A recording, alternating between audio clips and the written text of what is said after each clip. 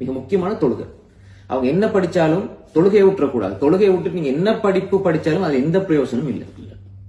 இதுல நிறைய கவலைக்குரிய விஷயம் என்னன்னா, காலேஜ் போறாங்க, அது மாதிரி நிறைய படிக்கிறாங்க, அவங்களுக்கு தொழுகையில ஓத தெரியாது, எப்படி என்ன சூறா ஓதுறதுன்னு தெரியாது.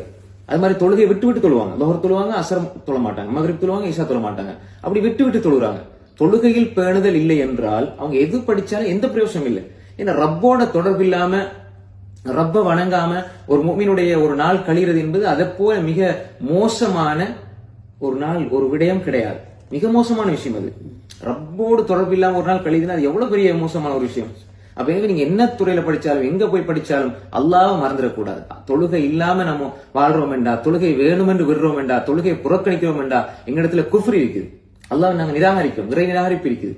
ரசூலுல்லாஹி ஸல்லல்லாஹு அலைஹி வஸல்லம் மன் தரக்க ஸலாத்த முத்தஅம்மிதன் ஃபக்கத் கஃபர, யார் தொழுகையை மனமுரண்டா வேணும் என்று விடுவாரோ, சந்தர்ப்பம் இருந்து விட்டு விட்டிருப்பாரோ அவர் நிராகரித்து விட்டார்.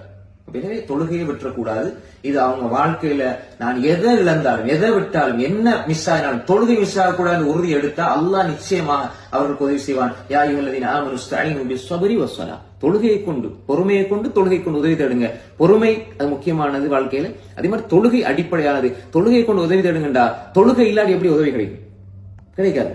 அப்ப நான் படிக்கிற யாழ்ல நல்ல அறிவைத்தான் தொழணும், யாழ்ல நான் நல்ல எனக்கு நல்ல மனசக்தியத்தான் நாங்க தொழணும். தொழுது தொழுது வாக்கேளுங்க, தொழுது தொழுது உதவி தேடுங்க. இது முக்கியமான விஷயம். ரெண்டாவது